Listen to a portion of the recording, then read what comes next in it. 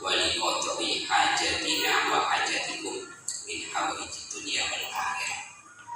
Ila hadratin Nabi Mustafa Muhammad sallallahu alaihi wasallam. Sahadah sallallahu ila jannati masayyidina wa masayyidina ki'atul karim kama sallallahu kama sallallahu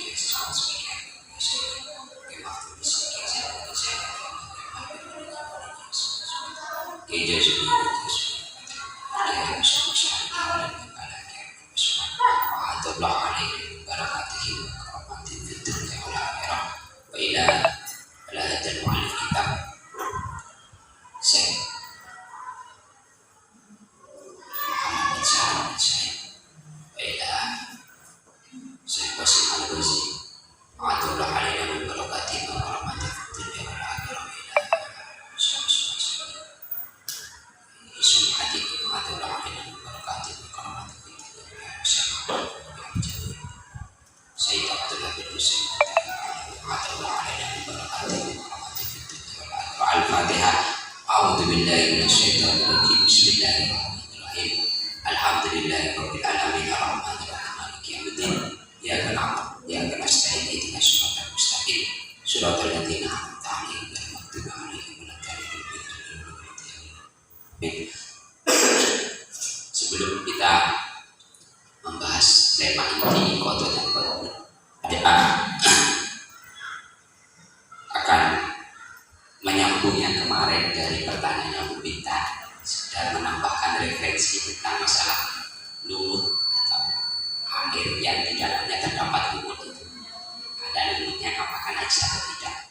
Kemarin kan sudah saya sebutkan itu tidak najis karena lumut itu bisa dikatakan perkara la yustagni anhu, bahasa kitabnya sesuatu yang tidak memungkinkan terlepas dari air.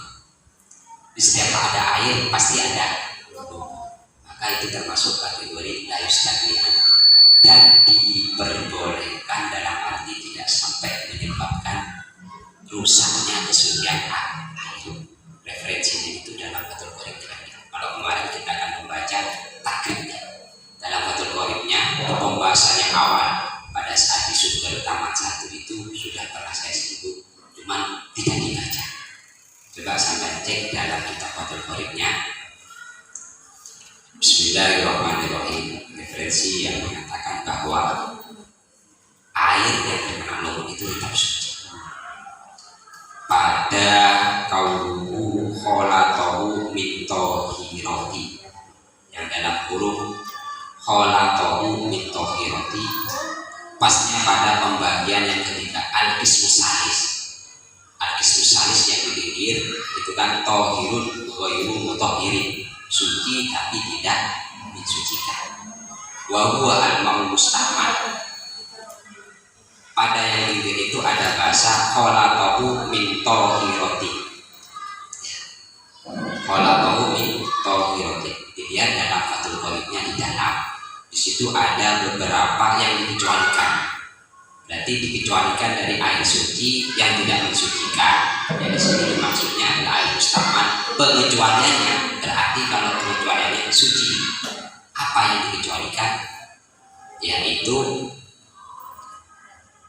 fa'il lam yamna itlaqul ismu al-ma'u alaihi bi ankana tagyuru bitahiri yasiran aw bima yuwafiqu al-ma' fi sifatihi wa qaddara mukhalifan wa lam yughayyirhu fala yasluhu tahuriyatahu fahuwa mutahhirun li ghairihi.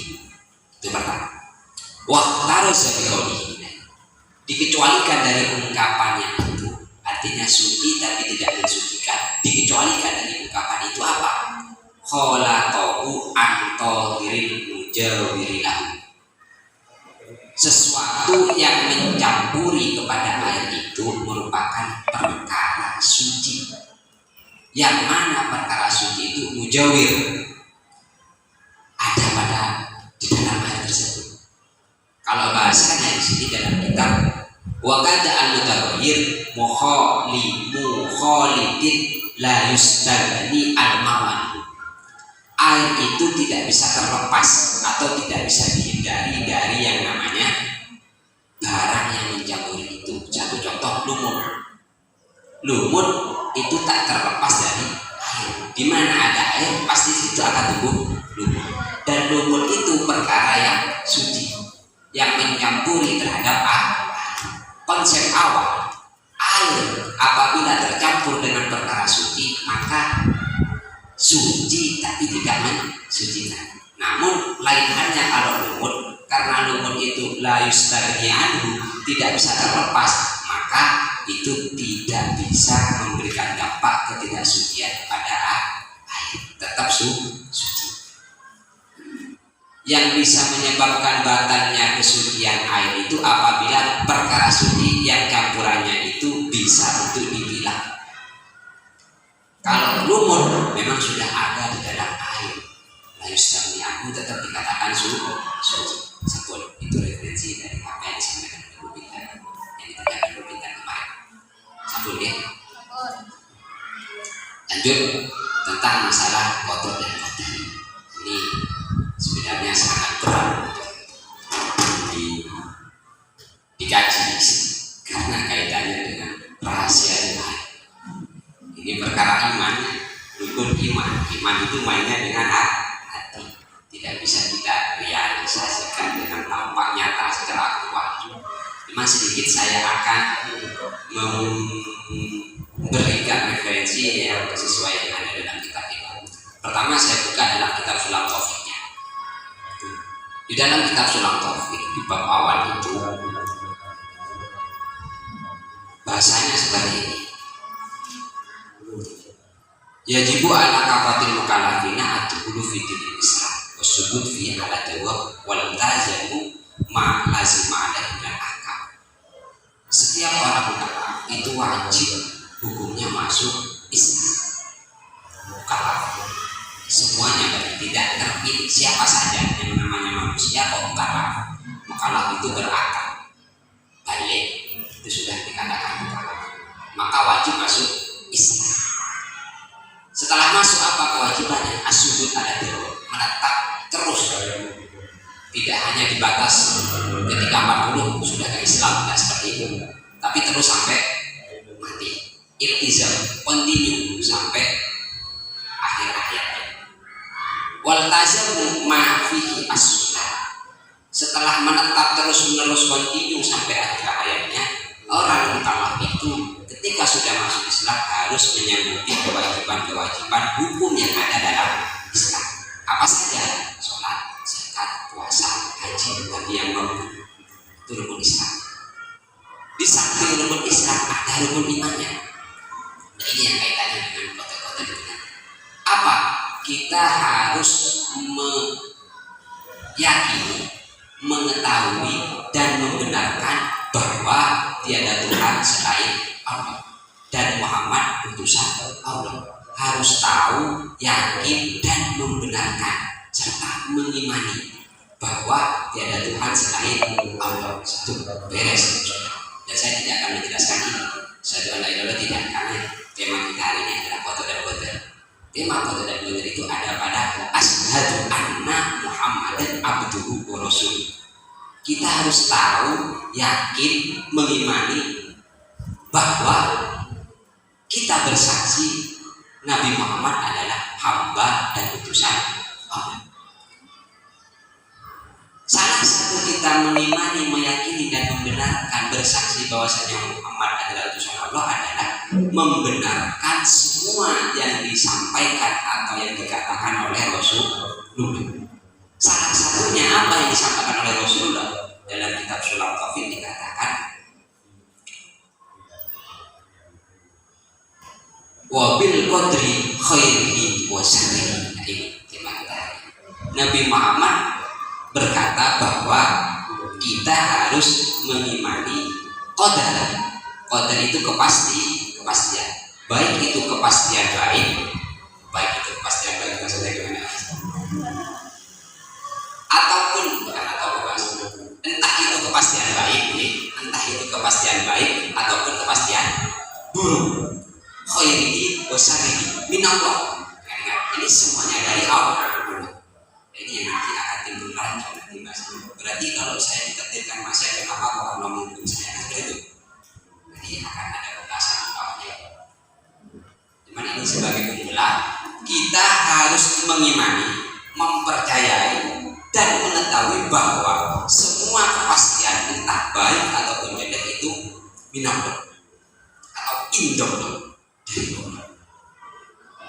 Semuanya, apapun yang terjadi di muka bumi ini, hidup kita, jodoh kita, mati kita, rezeki kita, kebaikan kita ataupun kejelekan kita, itu semuanya dari Allah, kehendak Allah. Dari sini harus kita benarkan dan harus kita mengimani, karena ini adalah ucapan atau sabda dari Rasulullah. Rasulullah bersabda, qadar khairi wa syarrihi, itu harus kita benarkan dan kita imani. Pertanyaannya, qadar itu apa? Nah, seperti itu. Dalam kitab Mufid ini kaitannya dengan tauhid karena perkara iman. Ya, dalam kitab Mufid saya menemukan catatan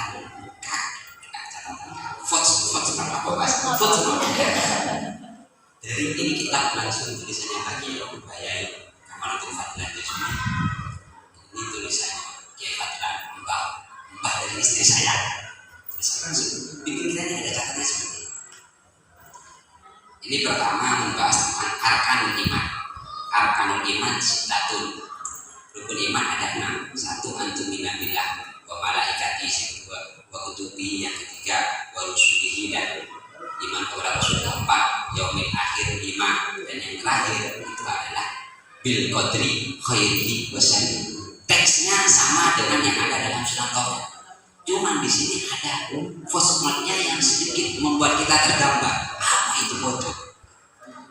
Wal qadar ma qadarullah fil azal. Qadar itu adalah kepastian Allah, ketetapan Allah di zaman azali. Qadar. Takdir itu adalah kepastian Allah di zaman azali. Sebelum kita ditiupkan ruhnya ke dalam jasad saat di kandungan ibu, masa depan kita, rezeki kita, jodoh kita, mati kita itu sudah ditetapkan oleh Allah. Itu yang namanya takdir. Masuk logikanya, masuk ya, logikanya masuk. Yang namanya takdir itu adalah qadarullah fil azali, ketetapan Allah pada zaman azali. Seperti apa? Rahasia Tuhan. Pertama, nanti kita bahas bareng-bareng. Lanjutannya di dalam kitab Is'adur Rafiq, syarah dari Sulam Taufik. Tadi kejelasan yang ada di dalam kitab Tauhid, kitab Mufid menyarai Safinatul Najat. Itu yang dinamanya takdir adalah qadarullah fil azali, ketetapan Allah di zaman azali. Kapan? Sebelum roh kita ditiupkan dalam jasad. Dari prosesnya manusia, setetes mani, segumpal darah, segumpal daging, baru fanfihur ruh, kan seperti itu. Allah meniupkan ruh kepada segumpal daging itu. Sebelum ruh ditiupkan, jodoh kita, rezeki kita, mati kita, rupa kita akan kenapa jelek, apakah jomblo sampai saat ini, itu sudah ada ya. Tapi jangan khawatir, jodohnya masih ada. Kenal lagi ya? Itu sudah ditakdirkan oleh Allah. Berarti saat ini Ustaz masih ditakdirkan untuk jomblo, sudah ditulis sama Allah. Kita berdoa semoga jodohnya pacarnya berapa tahun? Oh, berapa tahun? Berdoa semoga jodohnya pacarnya tidak kena corona kemarin ya.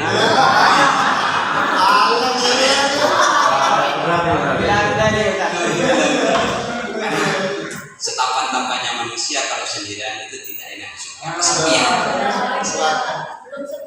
Belum sempurna, imannya belum sempurna. Separuh dari imannya itu masih kurang. Kalau menikah itu sudah sempurna. Aja biar nggak bisa dinego katanya Bu Sarok, nanti di sana kita minta bidadari katanya gitu. Tapi bidadari secantik-cantiknya bidadari di surga lebih cantik istri yang beriman itu.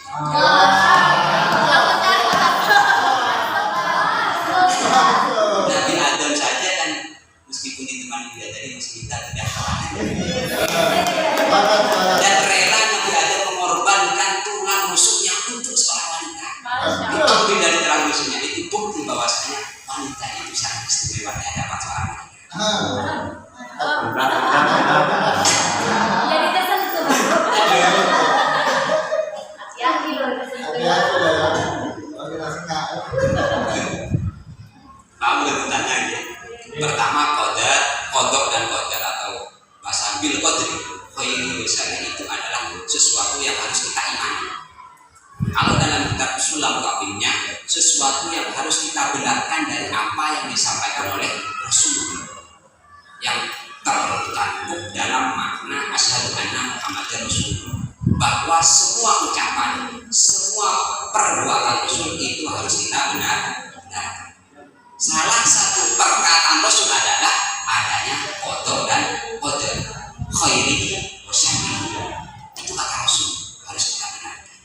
Takrif dalam kitab tauhidnya yang namanya takdir kodar itu adalah kepastian Allah yang ditetapkan di zaman azali sebelum terus ditiupkan kepada jasad.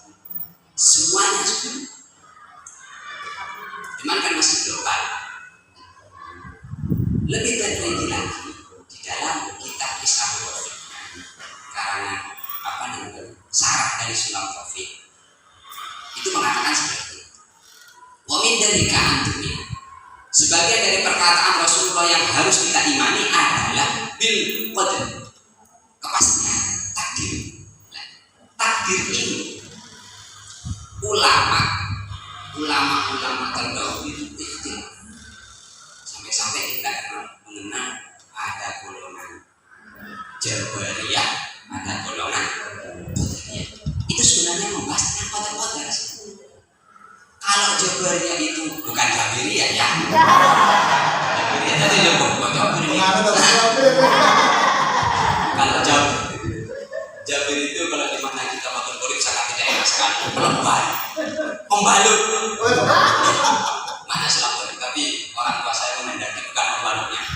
Namanya pembalut itu kan pengganti.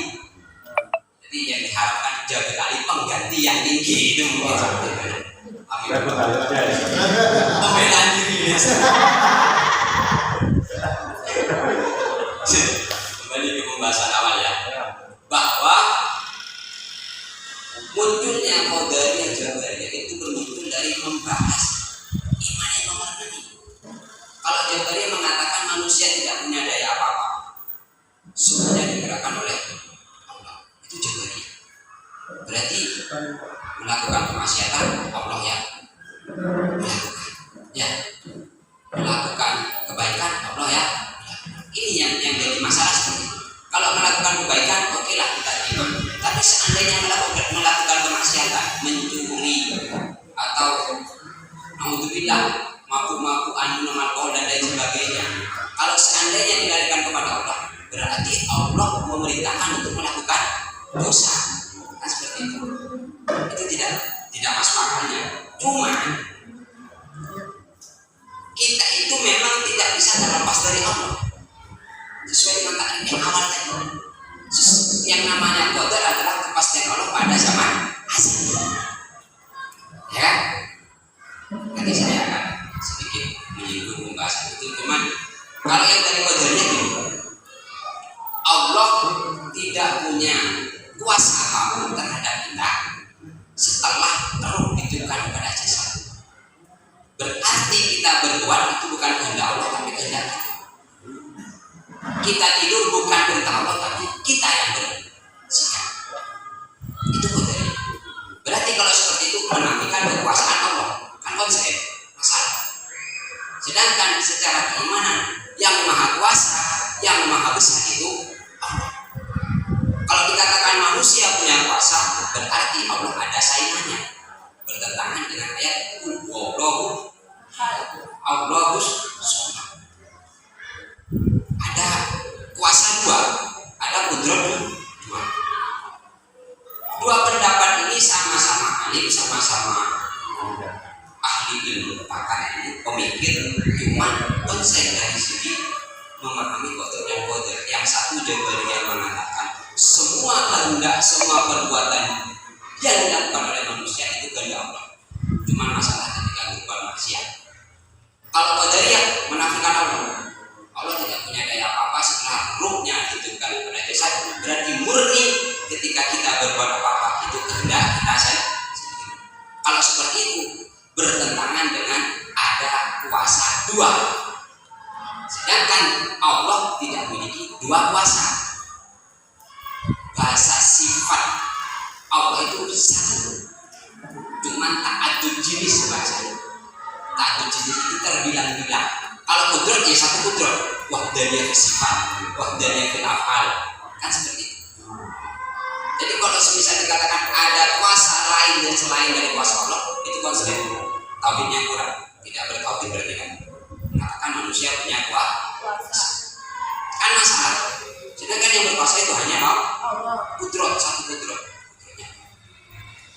Kalau kata Ahlus Sunnah wal Jamaah itu mengikuti jalan tengah-tengah. Artinya ini Ahlus Sunnah wal Jamaah dalam kitab tauhidnya itu mengkaitkan antara sifat ma'ani dan ma'nawi.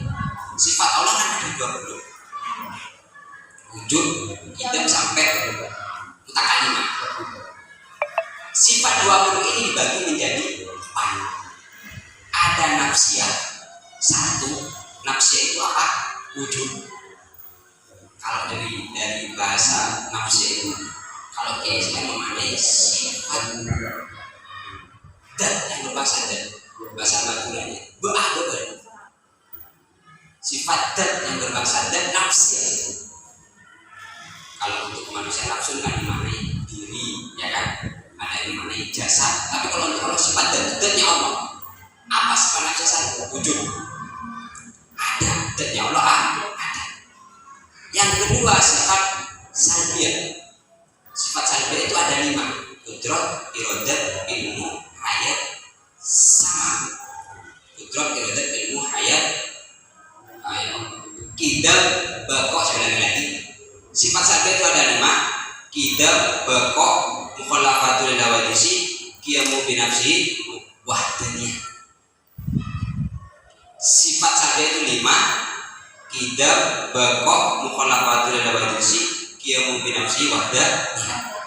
Itu sifat salbiyah. Sifat yang menafikan selain dari itu. Qidam dahulu berarti menafikan Allah itu baru. Tidak perlu saya jelaskan itu karena kita fokusnya pada qada dan qadar.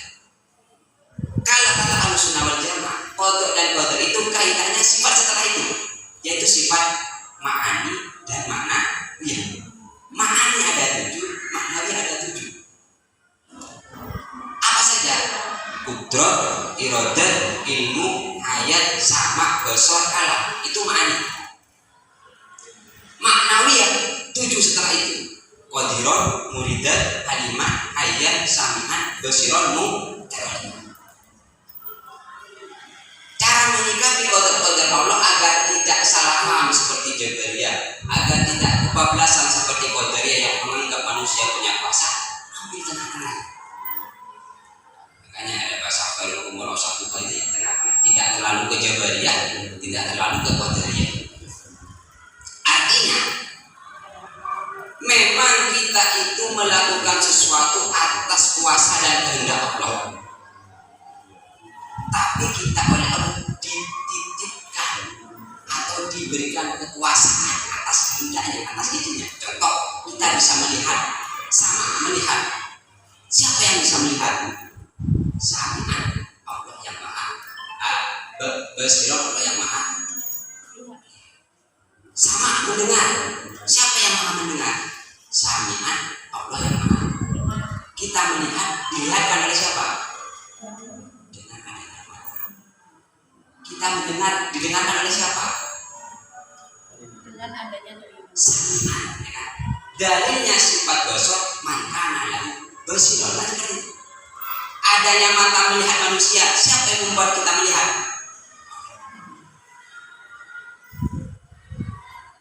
Logika. Kalam berfirman, adanya mutakal. Kita berbicara karena dibicarakan oleh Allah yang maha berfirman. Jadi kita itu hanya bahasa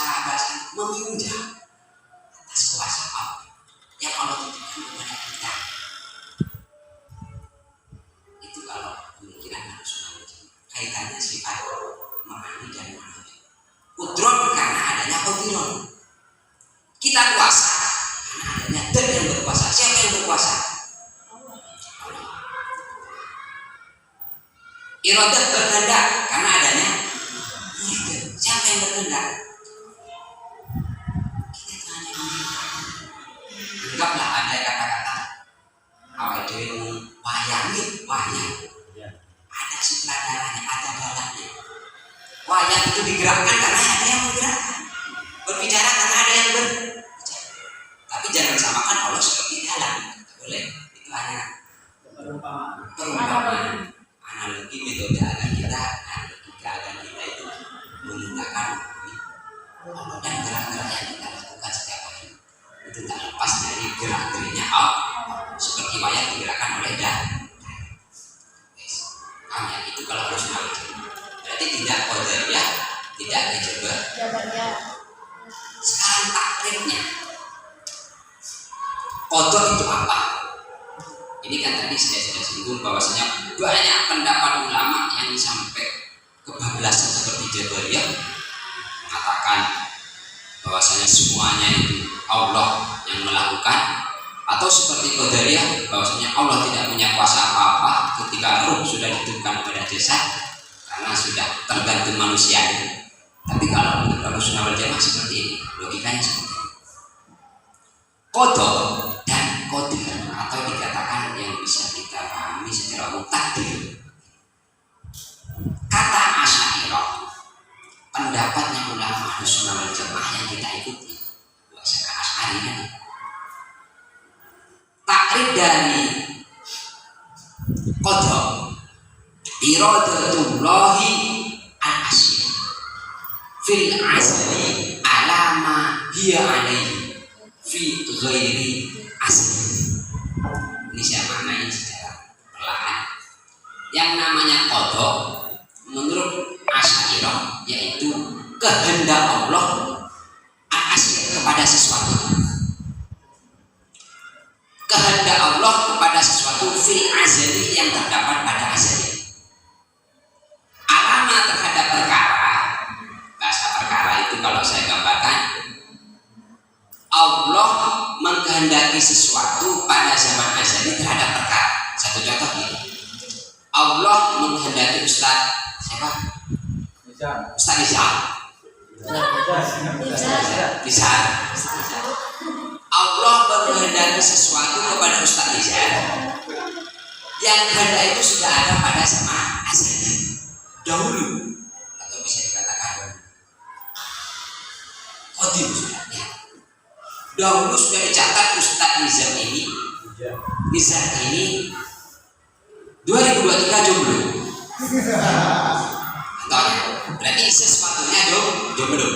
Yang dikehendaki perkaranya Ustaz Nizar menghendaki perkara sesuatu pada perkara itu. Berarti Ustaz Nizar ini perkaranya, yang dikehendaki adalah Ustaz Nizarnya. Sesuatunya 2023 jomblo. Ya.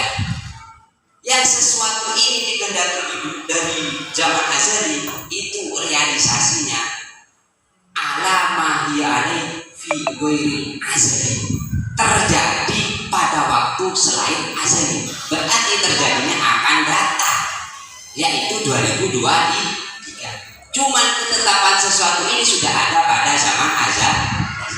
Realisasinya 2023 sekarang jomblo. 2024 Insya Allah sudah Insya Allah ya. Amin. Masih cari yang terbaik. Masuk qadarnya nanti. Minta doanya Ustaz Wahid. Minta doanya ya qadar nanti. Ada undangan. Audisi belum selesai. Saya ulangi lagi ya.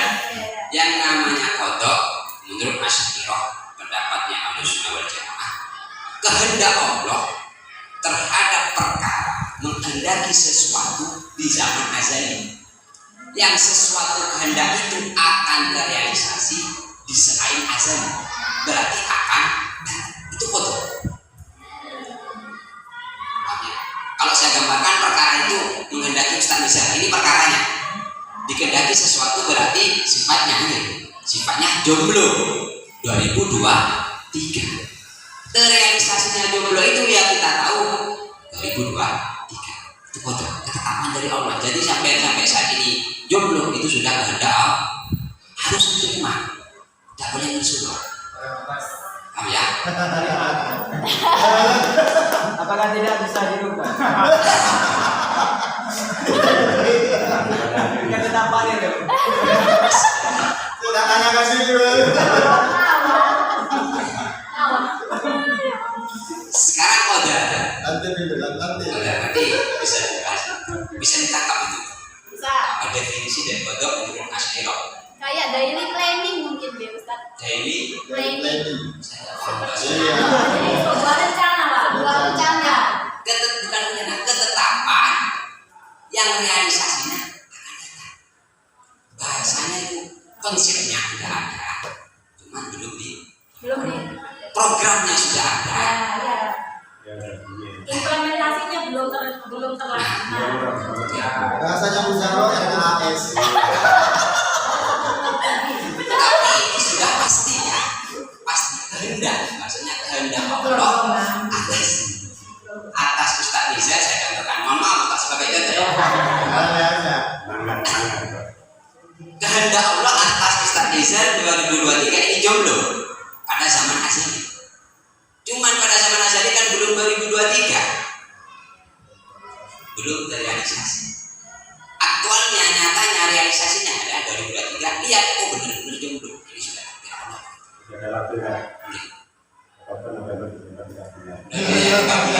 Untuk merubah takdir Tuhan.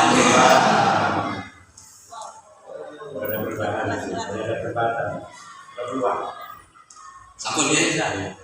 Sekarang kodernya. Kodernya itu apa? Ijazullah. Ini bahasanya. Kalau awal itu iradatullah, kehendak Allah atas sesuatu kepada perkara. Pada zaman Azali, realisasinya selain Azali. Kalau qadar, ijazullah, Allah mewujudkannya apa yang telah ditetapkan, dikehendaki pada zaman Azali. Berarti sudah terrealisasi. Sekarang ini jomblo, ya itu sudah wujud nyata-nyata. Ustaz Nizar ijazullah al-asya, sesuatu jomblo. Kan saya bahasakan sesuatu jomblo pada Ustaz Nizar. Berarti jomblonya Ustaz Nizar wujud atau tampak 2023. Itu namanya kok ala qadri maksusin ala wifakin irodah. Nah, ini bahasanya. Wujudnya asya, sesuatu yang telah Allah tetapkan pada zaman azali itu wujud yang sesuai dengan kehendak Allah.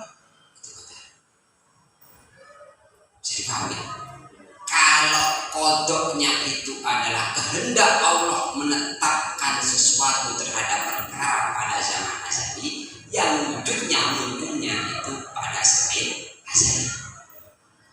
Kalau qadar itu wujudnya, nampaknya takdir yang telah Allah tetapkan pada zaman azali yang telah ditulis wujud pada saat itu. Paham ya? Kesimpulannya, di dalam kitab Is'atul Qadim dari dua perkhilafan ini hanya sebenarnya bukan beda, tapi hanya sudut pandangnya saja. Kalau titik temunya adalah berkaitan dengan kehendak Allah. Cuman kehendak Allah itu yang ada pada kodok belum terwujud, tapi kalau qadar itu sudah terwujud atau terrealisasi. Gimana Ustaz? Kita mau ekspresi nanti. Kalau kodok itu kehendak Allah pada zaman azali, yang nanti kehendak itu ditetapkan atau nampaknya di selain azali. Berarti ketetapan kehendak Allah akan perkara itu. Saya paham ya? Kalau qadar, Allah mewujudkan ketetapan yang telah dikehendaki pada zaman azali. Contoh, Ustaz Nizar ditakdirkan 2023 jomblo. Pada zaman azali kan tidak ada yang tahu. Wujudnya jomblo itu setelah 2023 kita tahu, sampai saat ini Ustaz Nizar belum menikah. Contoh lain, Ustaz Nizar oleh Allah ditakdirkan di kodok menjadi orang alim, orang berilmu, ya Amin. Amin. Amin. Amin.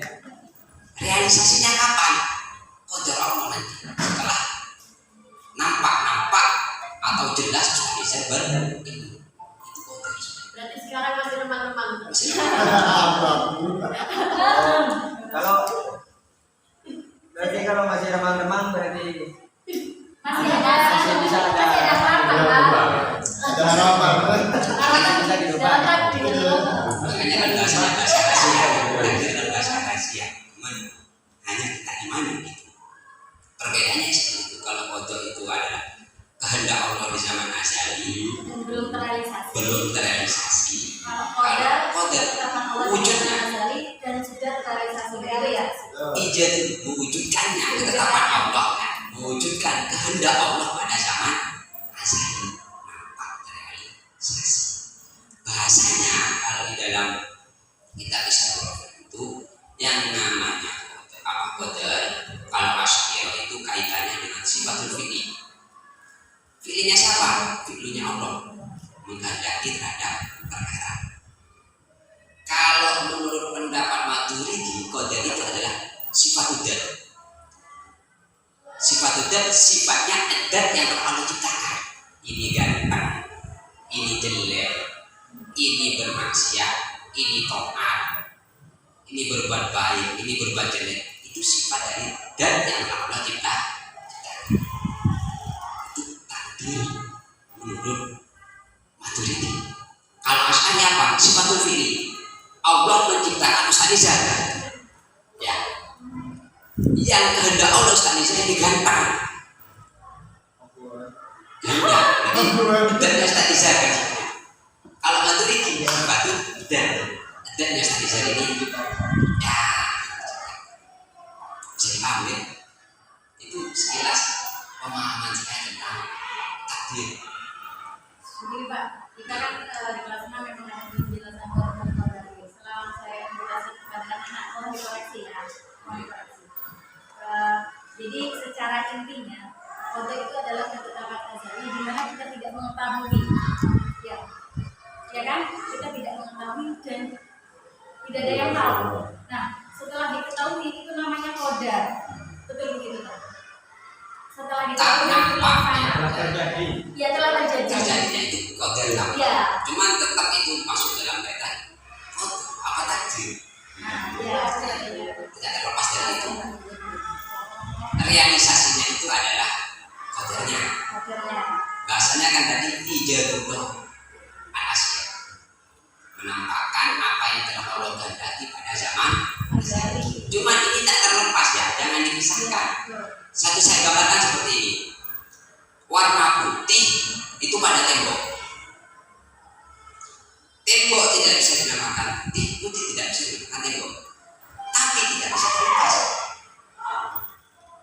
Karena sifatnya tembok ini Bu, tidak satu contoh tembok yang warna putih saya gambarkan. Contoh saya gambarkan. Ustaz Nizar ganteng sama Mama ya. Ganteng ini bukan Ustaz Nizar, tapi Ustaz Nizar bersifat kan? Sifat ini sudah ditetapkan oleh Allah. Sebenarnya sudah dari dulu, cuma belum terjadi. Kalau gantengnya dari dulu, karena kita tidak tahu cuma hanya belum saja. Berarti bukan hal yang lain. Qadar itu bukan hal lain, qadar bukan hal lain. Satu kesatuan cuma penerapannya yang berbeda. Seperti itu. Berarti qadar itu sebuah rencana, kemudian qadar itu adalah pelaksanaan dari sebuah rencana. Bahasanya Realisasi ya. kayaknya kayak gini. Kalau bahasanya bukan rencana, kehendak. Oh iya. Bahasa kita kali ya. RKS itu bahasa RKS. Kehendak Allah yang kehendak Allah yang terwujud qadar itu tadi. Kehendak Allah pada zaman azali wujudnya qadar. Makanya bahasa dari qadar itu ala rifaqil irad, yang selaras atau cocok dengan kehendak yang telah ditetapkan pada zaman azali. Dalam kitab model yang kita terima, variasi yang kita terima itu adalah merupakan kodok. Maksud kodoknya ya faktanya ya seperti itu kan. Jadi kalau misalnya tidak dikatakan ganteng tadi, sebetulnya juga tercipta kodoknya dari kelihatan gantengnya sekarang, kodoknya seperti itu. Kelihatan sekarang ini kan gantengnya ya. Kalau dulu kan namanya ganteng ya. Sekarang kita maksudnya itu sifatul fi'li bentuknya yang diciptakan, iradatul ijadnya, sifatul zatnya ya sekarang ini. Kalau ada pertanyaan murid begini Ustaz, misalkan saya jadi maling itu apakah sudah ada rencana kehendak dari Allah? Itu tadi kan saya bahasakan kok takdir yang khairihi wa syarrihi. Kita harus iman itu. Takdir baik ataupun takdir jelek itu minallah harus kita imani. Terus sekarang seperti semisal ada pertanyaan seperti itu, semisal saya mencuri ini sudah takdir Allah, itu berarti ikut Jabariyah ya, mengatakan manusia tidak punya kuasa apa-apa, semuanya dipaksa oleh Allah. Itu secara tidak langsung pemikirannya sudah Jabariyah. Cuman gini, kita analogikan seperti ini. Allah kan sudah memberikan keterangan ini tidak boleh secara adil. Di dalam kitab Adabul Alim wal Muta'alimnya ini Bu Qala Tatuhu, sebelumnya saya bacakan referensi At-Tauhid yujibu al-iman. Kita sebagai manusia harus bertauhid. Orang Islam harus bertauhid. Tauhid itu mewajibkan beriman. Wal iman yujibu asyariah. Orang yang beriman harus bersyariat. Wasyariah tujibu al-adil. Orang bersyariat harus beradil. Karena faman la adabalahu la syariat lahu wala iman lahu wala tauhid lahu. Kalau orang sudah tidak beradil, syariatnya tidak bernilai, imannya tidak bernilai, tauhidnya jelas tidak nilai jelas, tidak ada nilai sama sekali. Contoh, sebelum kembali ke contoh yang tadi, syariat menetapkan auratnya seorang laki-laki baina surah wa rukbah. Ini secara syariat baina surah wa rukbah. Ketika laki-laki menutupi aurat antara dengkul dan bosan, itu sah atau tidak sah? Secara adab pantaskah kita menghadap kepada Allah cuma sarungan tok atau sampai rata aja ya? Aku cuma bawa pun adabnya tidak. Berarti secara adab syariat yang dilakukan kurang bernilai. Begitu juga dalam kita bertauhid. Yang kaitannya dengan kotoran-kotoran ini. Allah sudah menentukan bahwa mencuri itu dosa, berzina itu dosa, maaf itu dosa. Sudah ada rambu-rambunya. Sholat itu baik, sedekah itu baik. Gambarannya itu, saya membuat jeding. Kalau ada jeding, pasti saya juga membuat pecahan atau selokan. Ya. Apakah kita yang membuat kamar mandi dan selokan itu mengucapkan kepada anak kita, nak, mandi orang selokan, ibu bapak singkai, ibu singkai. Pantas orang tua berkata seperti itu kepada anak. Kata pantas. Saya membuat jeding, kalau membuat jeding pasti ada selok. Itu gambarannya khair dan sah. Khair itu adalah kebaikan seperti sholat, puasa, zakat, haji, sedekah dan lain sebagainya. Di setiap ada kebaikan juga ada lawan katanya. Setiap ada masjid pasti ada WC-nya. Kalau kita buat kamar mandi pasti buat pecahan. Cuman kita apakah memerintah anak kita, nak mandi orang pecahan? Itu sih dari bapak. Allah kan juga seperti itu, tidak boleh mencuri, ya kan? Larangan kan? Cari rezeki boleh. Cari rezeki boleh. Kan Allah memberikan sikap kepada kita, menentukan ini baik atau tidak. Kalau seandainya memang sudah ditakdirkan seperti itu, bagaimana? Apa kita tahu kalau kita ditakdirkan mencuri? Paham ya? Coba, gimana Ustaz Hakim? Nah, mungkin ada tambahan dari Ustaz Hakim kalau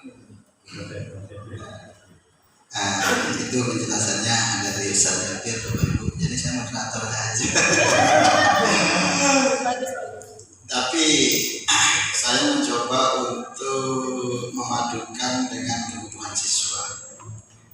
Kalau barusan itu kan objeknya kan kita sebagai guru agama, dan memang harus terperinci, termasuk dengan sifat-sifat tadi nafsiyah, terus maknawiyah, maknawi, salbiyah ya. Jadi nafsiyah, salbiyah, makna dan maknawiyah itu. Kalau di siswa mungkin tidak sampai ke sana ya. Tapi paling tidak kita sudah punya gambaran yang sama untuk disajikan kepada peserta didik kita terkait dengan kodok dan contohnya, qadar dan contohnya.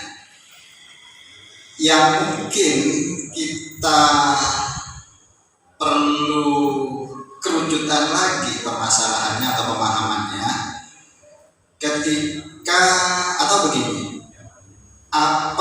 seberapa besar pengaruh ikhtiar kepada ketentuan Allah, kepada takdir.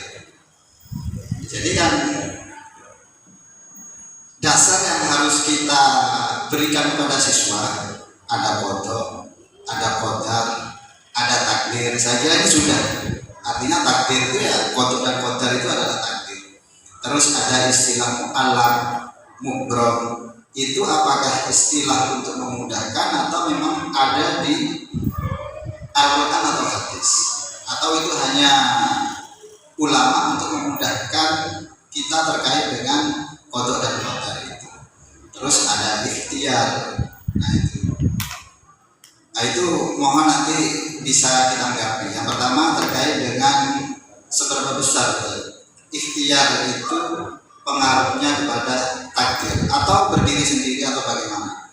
Mungkin ada referensi atau pendapat ulama agar kita tidak terjebak ke Jabariyah atau ke Qadariyah seperti itu. Itu nanti saya minta tanggapannya. Terus tambahan juga, memang kan kalau saya pernah mendengar itu Islam yang sempurna itu kan 3 sisi harus kita penuhi. Yang pertama adalah akal, yang di situ membutuhkan adalah ilmu tauhid. Yang kedua adalah amaliyah, yang di situ butuh syariat, fikih dan sebagainya. Yang ketiga adalah hati atau rasa, yang di situ mungkin dibutuhkan terkait dengan adab, tasawuf dan sebagainya. Dan semua ini ada tuntunannya. Karena begini, banyak orang, entah itu organisasi manapun, yang mengklaim dirinya sebagai ahli sunnah wal jamaah, tapi tidak tahu apa sebetulnya ajaran ahli sunnah wal jamaah itu. Saya ahli sunnah wal jamaah, kelompok saya ahli sunnah wal jamaah, tapi tidak tahu. Padahal kalau tadi sudah disampaikan oleh Ustaz Jabir terkait dengan akidah, kita harus mengacu pada Asy'ari dan Maturidi. Kalau dalam amaliyah fikih kita mengacu pada madhab saja. Kadang kita menyesatkan orang yang tidak bermadhab Syafi'i, padahal empat-empatnya itu sah saja sebagai ahli sunnah wal jamaah, seperti itu. Nanti mohon penyerahannya kalau memang ada yang berbeda dengan apa yang saya sampaikan. Begitu juga dengan tasawuf, dengan rasul, dengan hati. Kita tidak boleh tersesat kebatinan kita. Kadang-kadang ada ilmu ini yang tidak perlu sholat, cukup hanya ilim dan sebagainya. Nah kebutuhan seperti itu kan kita ada petunjuknya, ada Al-Ghazali di dalamnya dan sebagainya. Nah, jadi ketiga kebutuhan keagamaan itu memang harus dipenuhi. Begitu juga dengan ini lagi. Kadang-kadang kita berselisih antara kebaikan dan kebenaran. Ya, ada istilah baik, salah, ada istilah benar. Baik. Bukan. Ada istilah baik dan jelek, ya, ada istilah benar dan salah. Ya. Ini ukurannya akan berbeda. Kalau baik dan jelek ini kan ukuran akhlak. Tetapi kalau benar dan salah itu adalah ukuran syariat. Nah, kadang-kadang kita kan masih memperdebatkan antara hakikat dan syariat dan sebagainya. Padahal sebetulnya ya seperti itu, antara baik dan benar itu harus kita selaraskan. Kadang-kadang kita tidak cukup benar, tapi kadang-kadang kita juga harus baik. Seperti yang disampaikan tadi, tidak hanya cukup kita benar secara syariat menutup aurat, tapi kita tidak baik di hadapan Allah. Kan tidak bisa seperti itu. Jadi antara baik dan benar harus tetap kita perhitungkan. Nah, itu mungkin tambahan sedikit dari saya. Tapi monggo yang lain kalau masih mau didiskusikan silakan. Dan tanggapannya terkait dengan ikhtiar tadi.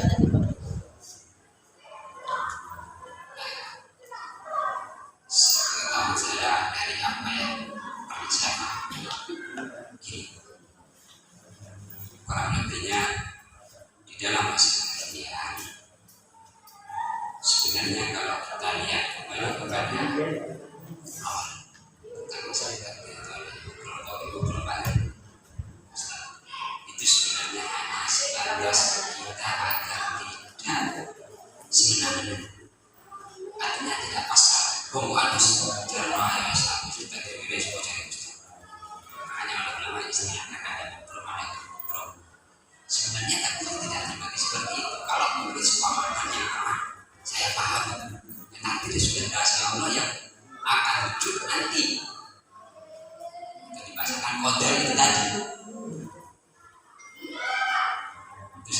Kenapa kok ada bahasa ngobrol itu sebenarnya untuk supaya ada ikhtiar tadi agar tidak pasrah bongkokan saja, tidak mau usaha, tidak mau apa-apa, wes saja mau cari muslim, tidak seperti itu. Karena ada gambaran seperti ini dalam kitabnya sebenarnya. Waktu Nabi Isa digambarkan riwayat tentang Nabi Isa saat beliau sholat di atas gunung. Karena sholat ala jabal, beliau Nabi Isa sholat di atas gunung. Fa'atau iblis datang. Faqala anta anta kulla syai'in qadarilah wajhi.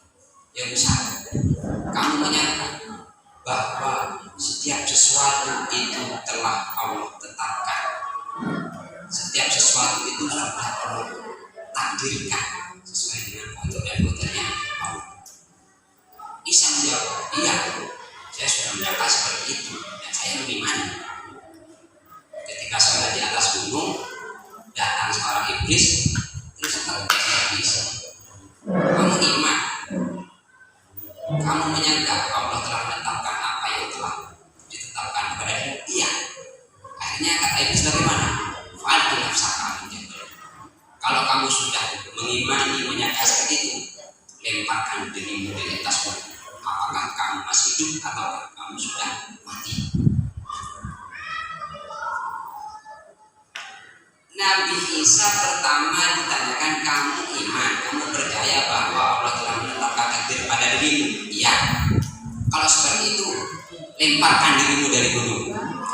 Nanti nyampe bawah, apakah kamu masih hidup atau sudah mati? Ini kan secara tidak langsung ngetes deh. Ngetes katanya sudah tahu akan kodok dan kodoknya Allah. Kalau seperti itu, loncat. Jawaban dulu bisa bagaimana? Faqala lahu amma alimtu anna Allah ta'ala qala la yahtabiruni abdi fa'ana af'alu ma syi'ta innal abda la yabtali rabbahu walakin Allah yabtali abda.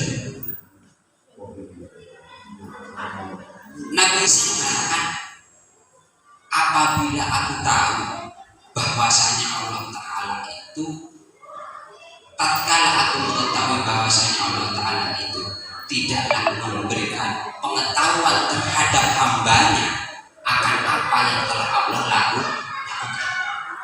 Aku tahu akan kodok dan kodernya Allah telah ditetapkan kepadaku, namun Allah tidak memberitahu apa yang ada pada diriku itu nanti. Seandainya aku loncat ke bawah ini mati apa hidup kan saya tidak diberitahu. Allah melakukan itu sesuai dengan kehendaknya. Sakar Gusti Allah. Bukan aku yang menentukan ketika aku loncat dari gunung ke bawah ini mati atau tidak, bukan penentuan aku, tapi ketentuan dari Allah. Dan Allah tidak memberitahu hal itu. Maka tidak pantas ketika seorang hamba, katanya Nabi Isa, menguji terhadap Tuhannya, ngetes pengiran. Pantas ngelamar. Yang pantas itu adalah Allah menguji terhadap hambanya dengan adanya rahasia itu, takdir itu. Kan ujian bagi kita. Iki aku api apa orang, iki aku hidup apa mati ketika loncat dari gunung. Itu kan ujian dari Allah. Nah, ini bentuk ikhtiar kita juga maksudnya, sikap kita. Kita kembalikan ADT, tadi kan kembalikan hukum ada syarat dan akal. ADT yang mau loncat ke gunung mati orang. Coba aja. Coba aja, ya kan? Tapi tidak bisa kita langsung loncat saja karena takdir Allah saya tidak akan mati. Kita tidak tahu. Layu biruni Allahu Akbar. Allah tidak memberitahu rahasia itu kepada kita. Maka tak pantas seorang hamba ingin memuji Allah. Yang pantas itu adalah Allah memuji kepada hamba. Apa? Ketetapan itu dirahasiakan. Kalau kita runtut dari cerita ini adalah Nabi Isa dites oleh iblis saat sholat di atas gunung, didatangi iblis.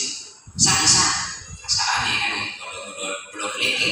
Isa, awak kuwi wis ngerti nah foto-foto orang. Wis ya video yakin.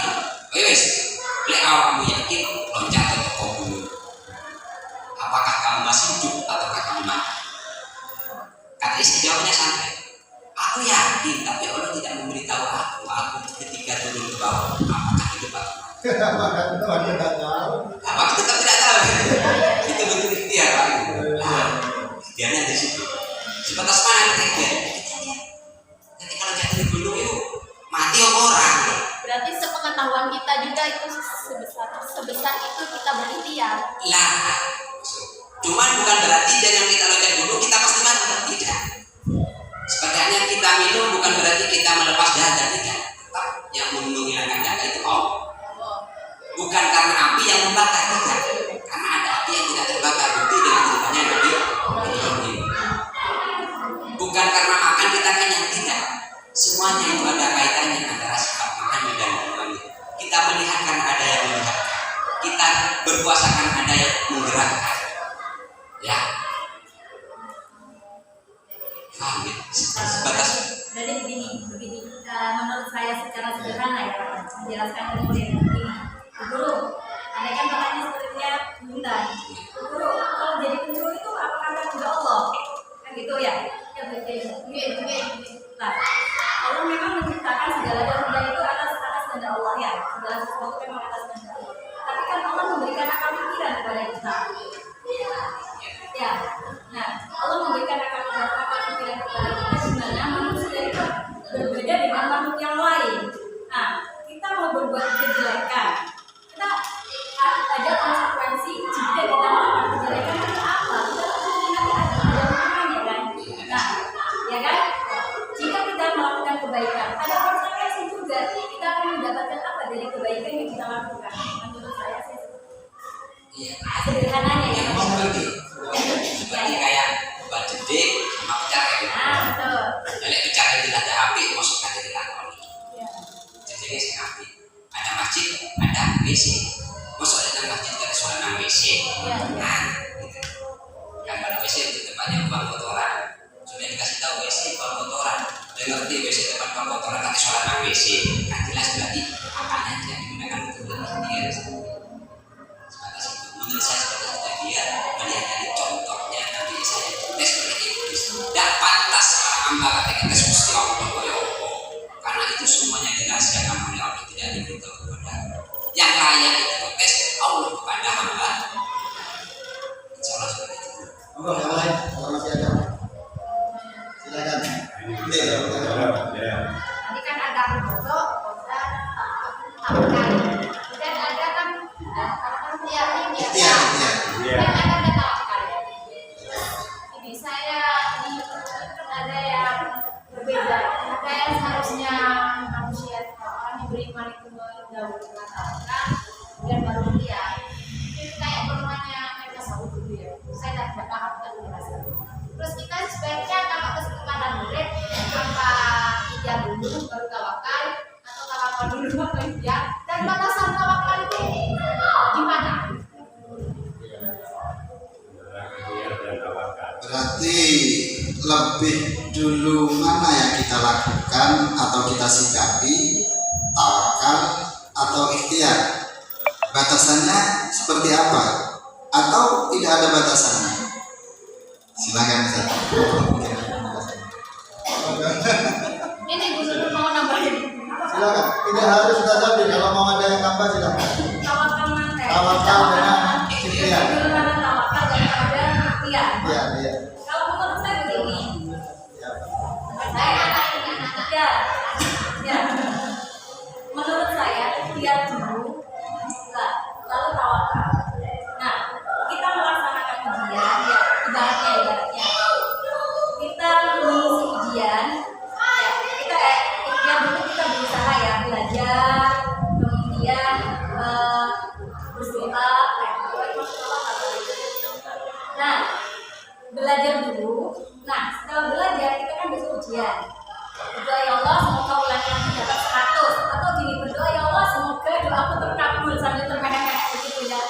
Nah setelah itu kita kan nilai yang kita dapat baik 100 ataupun berapapun itu kita sudah tawakal kepada Allah. Karena apa? Di situ sudah ada usaha. Di atasnya tawakal itu ada usaha yang harus kita lakukan sebelum kita tawakal. Menurut saya sudah pasrah apa yang Allah berikan kepada kita yang terbaik untuk kita. Ya, berarti mendahulukan ikhtiar ya. Secara otomatis juga kita tawakal. Tapi koreksi sebentar, mungkin ada perbedaan terkait dengan doa. Kalau saya menganggap doa itu sebagian dari ikhtiar. Jadi usaha dan doa itu adalah ikhtiar, sebagian dari ikhtiar. Nanti hasil dari doa itu takdir Allah, baru setelah itu kita tawakal apapun hasil dari takdir yang Allah tetapkan. Jadi doa itu termasuk ikhtiar. Satu ayat. Doa. Doa. Ada tambahan kita. Seperti Yang yang lagi atau sampaikan dari Ustaz tadi, sebenarnya ikhtiar baik berbentuk fikih ataupun berbentuk doa itu semuanya kategori ikhtiar. Fikih seperti tadi belajar dengan fikih sudah digunakan dengan pergerakan. Ikhtiar yang berupa jasa, ada ikhtiar yang berupa rohani, yaitu doa. Kenapa saya mengatakan istilah ikhtiar berjasa, ikhtiar rohani? Karena manusia itu tidak terlepas dari yang namanya jasa dan roh. Jasa itu produk dunia, maka kita harus berbuat seperti dunia. Kalau haus ya minum, kalau lapar ya makan, jasa. Kalau roh itu produk Allah, maka bahasanya aku manfuhu min ruhillah. Roh itu produknya Allah, tapi bukan berarti kita Allah. Ini jangan sampai pembahasannya. Ini sedikit tinggi pembahasannya itu.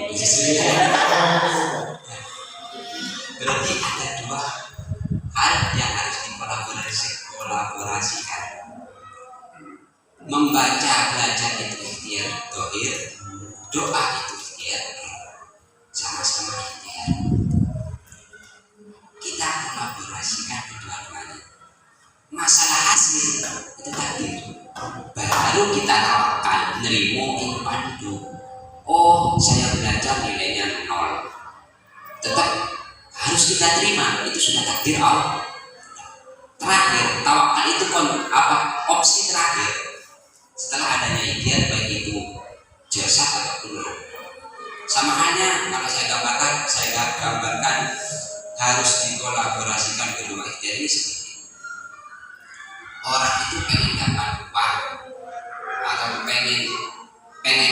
ini contohnya hausnya biar tidak dia haus ya, dia haus agar tidak haus bagaimana? Minum, ya kan? Bentuk ikhtiarnya baik itu secara doa ataupun secara jasa. Saya haus, secara jasa ikhtiarnya apa? Mengambil air secara berdoa Bismillahirrahmanirrahim. Ini kolaborasi antara ikhtiar jasa dan kalau bisa dia haus tapi tidak mau mengambil, cuma berdoa ya Allah sampaikan air kepada manusia, itu namanya bodoh. Ya, tidak mau bergerak jasanya, tapi hanya berdoa ya Allah saya hilangkan haus yang ada pada diri saya, itu namanya bodoh. Atau dia hanya mengendalikan jasanya saja tapi tidak dia secara doa tadi mengandalkan jasanya, jadi dia sombong menafikan kekuasaan Allah, merasa dia punya kuasa. Kedua-duanya ini tidak benar. Yang benar apa? Harus dikolaborasikan antara jasa ikhtiar, baik ikhtiarnya berupa dohir atau ikhtiar secara doa. Seperti itu. Paham? Lebihnya seperti itu. Terima kasih. Ini waktu memang yang membuat kita bisa berhenti di sini. Sebetulnya pengen masih banyak lagi sih, tapi di lain kesempatan sih. Atau ada unek-unek dari satu hari? Ini masalah dulu. Lagi mau berdoa. Ada Nah ini maksud silakan. Walaupun nanti jawabannya di pertemuan yang akan datang paling tidak apa unek-unek itu silakan. Dan setiap pembahasan kotor-kotor itu kan ayatnya pasti itu kan di surat Al-Hadid sama Ar-Radd. Kalau di Ar-Radd innallaha la yughayyiru ma biqaumin hatta yughayyiru ma bi anfusihim. Seakan-akan takdir kan bisa dirubahkan. Kalau di Al-Hadid ma asaba min musibatin fil ardi wa lam yakun itu, nah itu seakan-akan menjelaskan tentang kodok tadi. Nah, itu kan bertentangan. Betul. Ya. Terima kasih. Ini luar biasa ya. Tepuk tangan dulu. Itu PR nanti pertemuan yang akan datang dan Sajabir mencari referensinya termasuk tafsirnya, asbabun nuzulnya dan bagaimana nanti Sajabir. Karena memang ingat waktu ini sudah jam berapa? Jam 11.12. Agenda masih banyak. Selanjutnya ini terkait dengan berbagi praktek mengajar ya. Dan sebelumnya mohon maaf saya sampaikan juga kepada koordinator karena Bu Fitri juga nanya, sekalian saya sampaikan bahwa setiap kegiatan KKG ini diawali dengan pendalaman materi. Pendalaman materi itu terkait dengan materi yang kita ajarkan kepada siswa dan tidak lepas dari materi. Kemarin kita membahas tentang bersuci, toharo itu, ya, sekarang kita membahas materi kotor dan kodar yang materinya ada di kelas 6. Itu kita bahas di awal. Kenapa kok di awal? Karena kebiasaan kita ketika undangan jam 9 itu acara dimulai jam 10 bahkan jam 11.